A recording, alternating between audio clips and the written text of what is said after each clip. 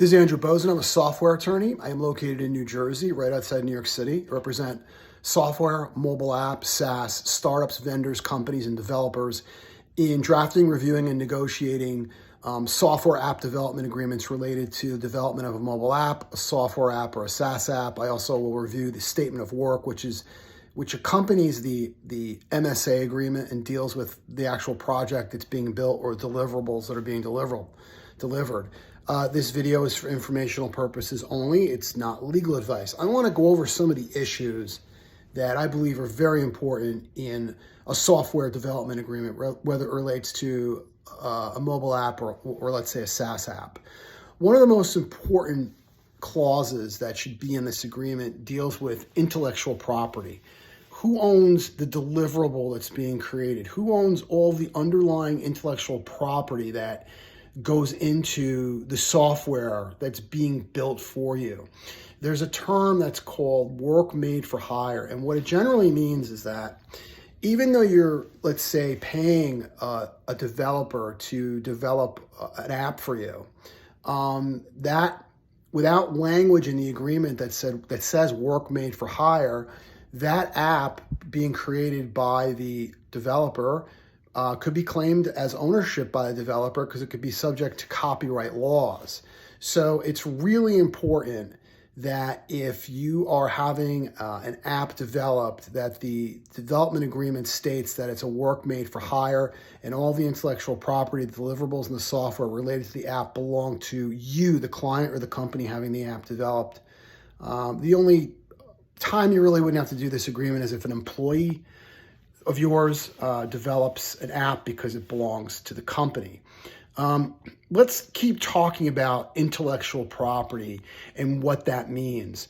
I see a lot of software development agreements out there. I've seen a lot have been drafted, and what I try to do is I see a lot of different terms that relate to intellectual property, different paragraphs that relate. What I try to do is create very well-defined terms for deliverables, software, the services that are being performed. And I try to put them all under the umbrella of quote unquote intellectual property. So even though there might be separate definitions, in the definition of intellectual property, I will state that these are all considered intellectual property. And why is that important? Because if you're having an app developed, you want your agreement with the developer to state that you own all of the intellectual property, the software that is being developed for you, and that the developer is giving you all of the intellectual property rights for that software that's being developed.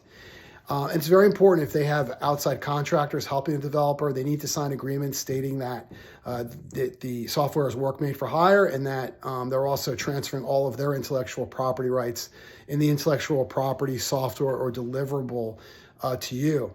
What is also important is that sometimes developers will use open source software or other pieces of software in developing your intellectual property. You want to make sure in your developer agreement that it says that either the developer owns all the software they're using, or they have a license to use the software and they're in turn giving you a license to use the software that makes up your deliverable in perpetuity, basically, which is for life, to use the software.